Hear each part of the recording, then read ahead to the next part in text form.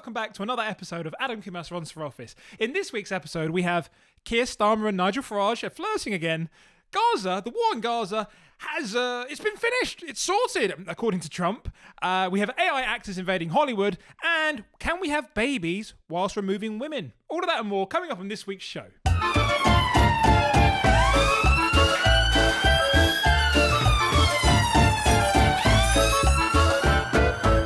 Welcome back to Adam Coumas Runs for Office.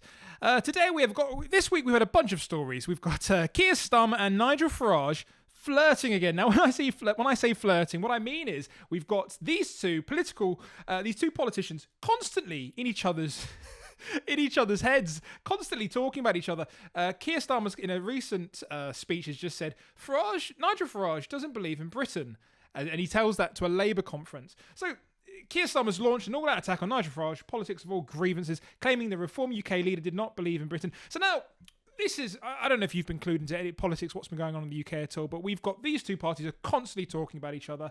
If any recent poll, if you've looked at it, will suggest if there were a general election run today, Reform would win by staggering amounts. Keir Starmer's on record saying they are currently fighting or they're in a battle for the soul of the country.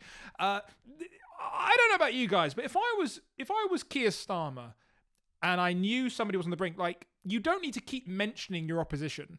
Like, again, I'm not particularly for or against either of these parties, but I feel like constantly bringing up the name of someone or the person you think might surpass you, constantly putting their name in the headlines in the press, it doesn't do anything but boost them, doesn't it?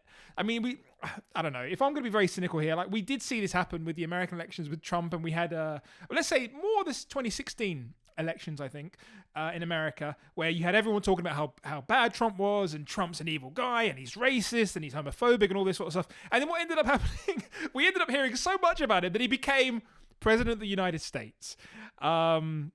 So I don't know if Keir Starmer's learnt from that, and if he generally doesn't want Nigel Farage to be the next Prime Minister of the UK, stop mentioning it. Stop, like, it seems like every breath he takes, like there's a quick mention of Farage. Like, I don't think the Conservatives are even mentioned. Like Kemi Badenoch, I don't think she's even mentioned in this conference. It just, look, I understand from Keir Starmer. He's currently in a bit of a between a rock and a hard place, isn't he? Because he's sort of like stuck between his backbenchers, who are like probably a bit more progressive, and he's also trying to sort of tasked with the idea of like not alienating the working class and the people, the traditional Labour supporters. So you've got the Liberals, who are like more the Corbynites, and then you've also got this increasingly isolated working class demographic, who, let's be honest, makes up the majority of the country.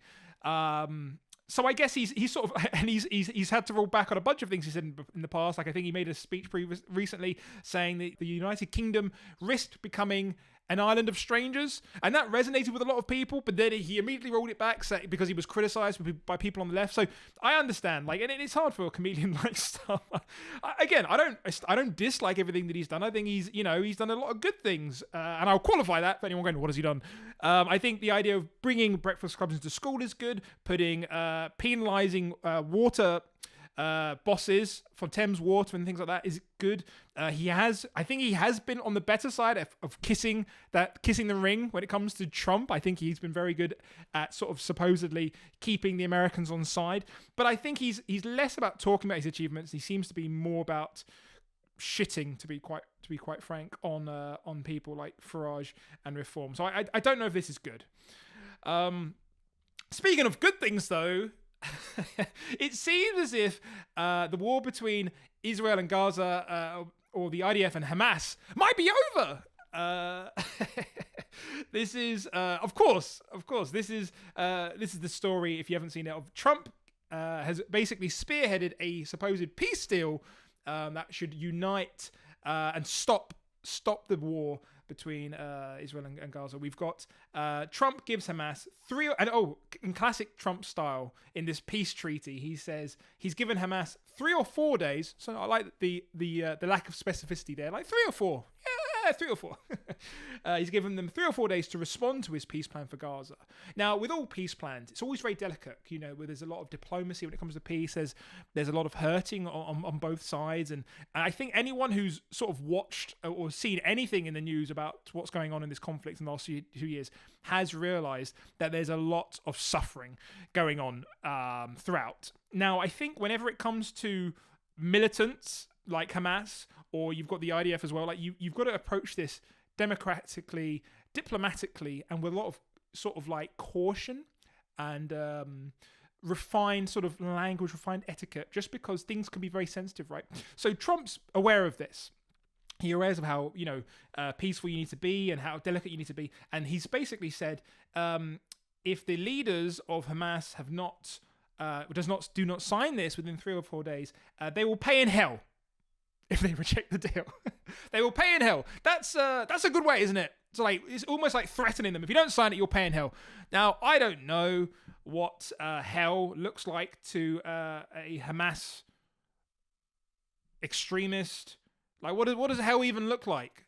71 virgins? I don't know. But I don't know if that's the best way. But look, he's basically saying, look, if they don't sign it within 3 or 4 days, they will pay in hell. So I guess the critics of this are saying this could be more of a sham of an idea. There's people saying this benefits the Israel more than it does Gaza. Who knows? All I know is that if Trump says something, historically, it usually means it's going to happen, doesn't it? No, I mean, he's got a brilliant track record with that. So if Trump said it, all I can say is it's come to an end. And you've heard it here first. The war's going to be over in 3 or 4 days. Right. Slightly less important news, but still quite funny. We have the creators of an AI film star, Tilly Norwood. So AI is basically, the creator of an AI film star, Tilly Norwood, speaks out after facing backlash. Now, basically, I'll give you a bit of context to this story. There's a new AI actor called Tilly Norwood, and she's basically doing the rounds on the internet. She's doing the rounds, and she's been co-opted to be the next big thing. Now, AI actors or AI sort of generated characters is nothing new. Those who've been on Instagram in the last 5 to 10 years will realize there's actually a host of Instagram thoughts or Instagram models or influencers, arguably with more personalities than some real human beings, that flooded this. But the reason why this has come into the spotlight is because it's essentially the first generated character that could be seen to be taking away actors' work from real life actors. This character, her name is Tilly Norwood. She's been dubbed the next Scarlett Johansson. Now, I think this is smart. By the way, the lady you think this is all quite misogynistic because it's reduced a character down, a woman down, and down to sort of like pixels and everything else. It's actually been created by a lady. So that's, I don't know how to feel about that. I mean, so she's doing her own misogyny. A lady named Eline van der Velden. She and her company, she's created this AI actress. And for a start, smart move creating. Tilly is a white brunette with brown eyes, and she's kind of cute, right? She's kind of cute. Like, if you look at her, she's kind of cute actress. That's a smart move. Imagine if she created like an ugly actor. Like, nobody would care. Nobody would care. They'd be like, oh, who gives a shit? The fact she's made it cute, she's basically made all the men go, oh, easy on the eyes. So this is like, and I love this, man, because we seem to have two conversations in the West when it comes to acting and actors and celebrities in the spotlight. We seem to be saying, in one hand, simultaneously, women in particular, I know it happens with men as well, but women in particular are held to such high, unachievable body standards, and you can see this wreaking havoc amongst, everyone in Hollywood. You see people like, Nicole Kidman, all these actors who are forced to sort of like mutilate their face. They've got Botox in because otherwise they don't get work. Famously, if you win over 40, get reduced roles, unless you're Helen Mirren, you don't seem to, or Meryl Streep, but most women don't seem to get any work. So they're constantly having to like readjust their face, getting plastic surgery, getting boob jobs, getting all these sort of types. And that's bad, isn't it? So we have to see, and that seems to be the one point of the conversation in the West. And then the other conversation is, we'll just have some AI unrealistic, we'll just have some cute AI girl, and she'll just replace it. She'll be the perfect woman. And if we don't like something about it, we can just tweak it. Like, I don't know how we have, and she literally has no agency. This AI character has no agency. She's not thinking human. she will just, and if she says anything, it'll just be purely what's programmed for her to say. So I don't know how we have this sort of like these two sort of like conflicting opinions. I don't know, only in the West. The creator, Van der Velden, said, I don't know if I've given her that. Is she Scandi? I think she's Scandi. Van der Velden has said, to those who've expressed anger, well, let's give her an accent because it's Scandi. To those who have expressed anger over the creation of my AI character, actually, to be fair, I have heard an interview where she speaks she sounds very British, weirdly. Tilly Norwood, she is not a replacement for a human being, but a creative work, a piece of art. Bullshit. Is she a piece of art? She's not a replacement for a human being. If she's being dubbed the next Scarlett Johansson, last time I checked, Scarlett Johansson, she was human. She's also described that the creator claimed the AI is not a replacement for people, but a new tool or paintbrush. How about that? How's that for making women feel like objects? Don't objectify women, but in this instance, this woman, this AI character is clearly a tool or a paintbrush. Wow. Okay. Tilly apparently has got she's got accounts on TikTok, Instagram, and YouTube. I don't even want to check those. I don't know how many. She's probably got millions of followers, or maybe not. Maybe she's embarrassing. Okay, and then obviously you've got the people in Hollywood. I think a lot of actors have come out against this. Emily Blunt's come on record. Emily Blunt is a real life, good-looking, beautiful sort of woman with brunette hair. During this, and this has obviously angered the union, the actors union, SAG. AFTRA, they famously had a huge strike in 2023 about AI, the use of AI. So this is scary, isn't it? Like, I know as a society, and quite rightly, we have like very little time for actors. I think actors often come across as self-important, self-imposed. We all hate the Golden Globes and the Oscars. The only time we tune in for these is when there's a comedian going in to roast them. I think this Van der Velden was supposedly a comedian. So why are comedians fucking causing all this sort of shit? Okay, anyway, I think quite rightly we are quite tired of actors. We've seen them, seen them as self-serving. I think with the Emmys recently, Nate Bargatze, he had this donation. He basically had this little gimmick, basically saying anyone who overruns when they're doing their thank yous to everyone, they'll have to have their money. He was like, I think they put like $100,000 as a starting point. And every second they ran over, like $1,000 would be taken away from the pool, and this money was going to go towards like an American child charity, so like real money helping real people. And obviously, despite knowing that, a lot of these actors overran with their speeches, so they ended up actually reducing the amount of money that these kids would actually have. I can't remember the exact figures, but it was basically embarrassing. So quite understandably, we have zero empathy for a lot of these actors. But that doesn't mean we should support humans being replaced, because if it comes for actors in a creative field, it comes for everyone.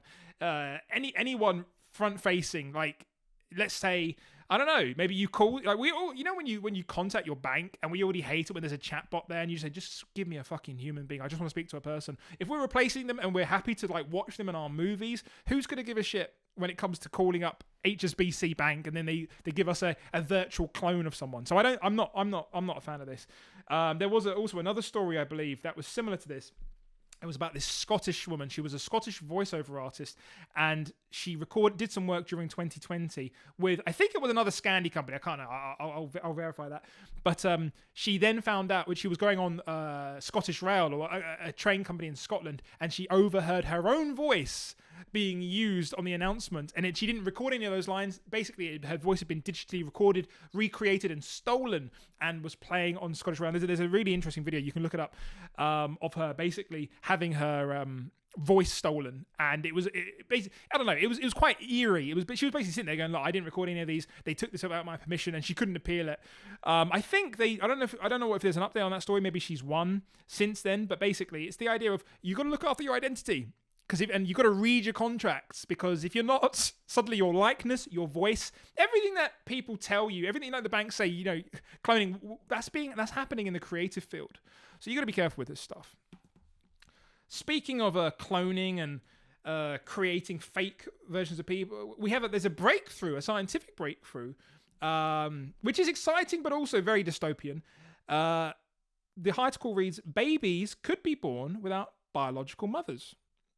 So you might be thinking, okay, how does that work? How does that work? So there's a US research raises possibility of IVF embryos with 2 genetic fathers and no DNA from a woman. So this has been happening in America because, of course, all the crazy shit happens in America. American research demonstrated it was possible to replace DNA from an egg with the genetic material from another person's skin and turn it into a sex cell ready for fertilization. When the team fertilized the egg with sperm, it began growing into an embryo until the experiment was halted at 6 days, at which point the embryo could be transferred into the womb in IVF. So they still need a womb.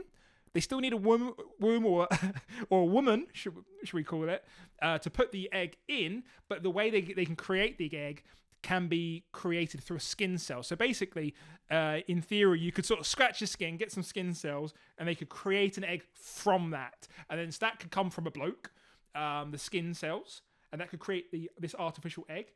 And then you could get a sperm from another bloke and put it in there. And then that, they're saying, could actually create a newborn baby.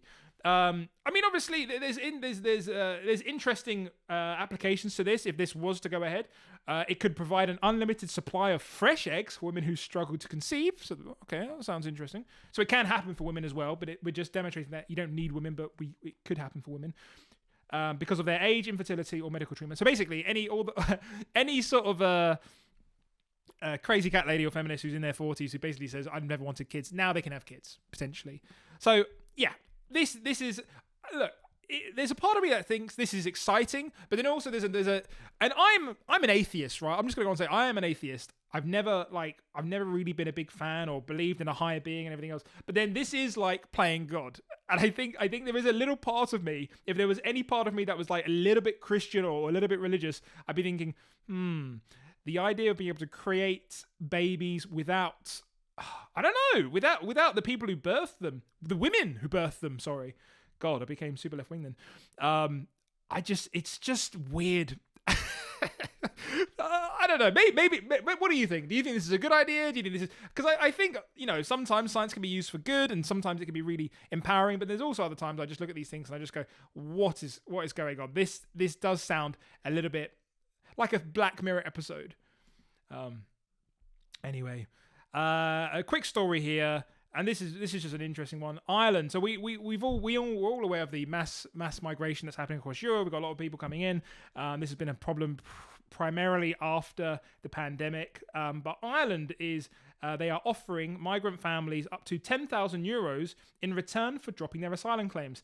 Now this is odd, isn't it? Like, I'm split on this because genuine asylum seekers, people who genuinely need asylum, and they've come to a country, whether it's Ireland or whether it's the UK or France or anywhere in Europe, if we can determine that they are genuinely seeking asylum because they're coming from a war-torn country or they're risk at life and everything else, that their lives at risk or anything else, I'm genuinely all for that. On the back of that, they're saying, look, I want to join this country. I want to be part of it. I want to contribute to the culture. I want to integrate. I want to do that. I think that is a good thing. And I think that's something we don't want to stop doing. But then obviously we have seen huge amounts of people coming over that potentially that isn't their situation and their intentions aren't necessarily the best. So Ireland is trying to tackle this problem by offering up to €10,000 per family to send migrants off, asylum seekers off, or migrants, depending what they might be.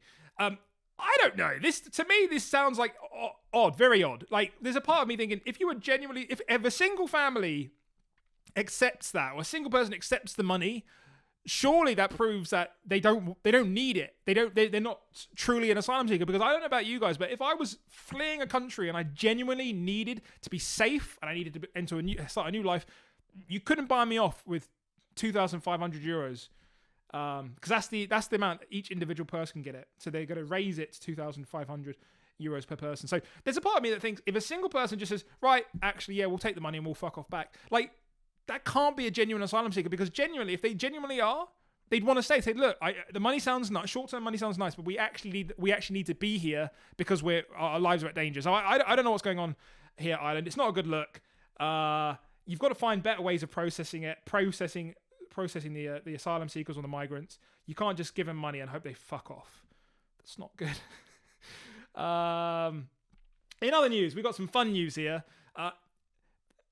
First cousin marriage has benefits, according to the NHS. This is based on some new NHS guidance that was published, and I think it's been recently rescinded now. But it was basically published guidance from the NHS saying that first cousin marriages has benefits. Now, you might be thinking, well, okay, gross, but why is that plain? Basically, there's been controversy in the news recently about should first cousin marriages should be banned in the UK. Not many people in the UK are marrying their cousins, but it's quite prominent amongst certain communities, like the Pakistani community and things like that. And obviously, the reason why it's bad, apart from the fact that it's gross, is the fact that it can lead to increased defects in the children, in the offspring. And I think what's happened here, there's obviously been some sensitivity around this, and the NHS has then said, so they basically said, this is exactly what was published. It's the NHS said one of the benefits of first cousin marriages and having subsequent children, it can provide a stronger extended family support system and economic advantages. That's a good reason, isn't it? That's a good reason to inbreed. It's convenient.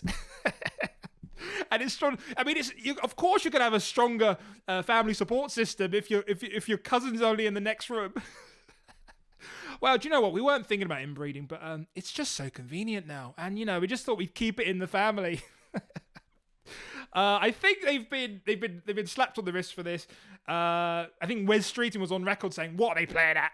Classic Wes Streeting. The NHS has been urged to apologise for publishing guidance extolling the benefits of first cousin marriage, despite the increase of birth defects. So yeah, obviously, I don't know. I think it's similar to like if you would have a kid over the age of 35. I think that they technically call that like a geriatric pregnancy, but basically every year, it's like doubles the risk or something like that about or quadruples the risk, one of the other, of like genetic defects. So it could be like Down syndrome or any sort of thing that could harm the child. So there's benefits in having children in other genetic gene pools, but like anyway, the NHS has published this, and I think they've recently rescinded this. So anyway, speaking of cousin marriages, we're back to Afghanistan.